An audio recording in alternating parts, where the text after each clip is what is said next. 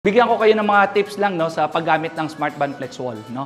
Number one, gamitin natin yung tile spacers para tama ang tile spacing. No? Ang maganda sa mga tile spacers ng Build-Right is that when you use this tile clip, tama na yung spacing, and then you use the leveler para magpantay kagad yung walls natin. Bibilis ulit yung ating efficiency.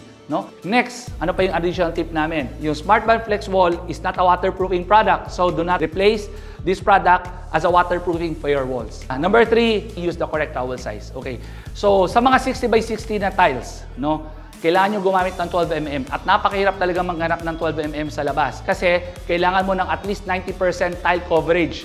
No? So, when you apply the trowel, pag tingin mo sa likod, dapat 90% may coverage. Kung hindi mo na-cover ang 90%, then there's a big chance na magkakaroon ka ng failure sa tile insulation. Alright?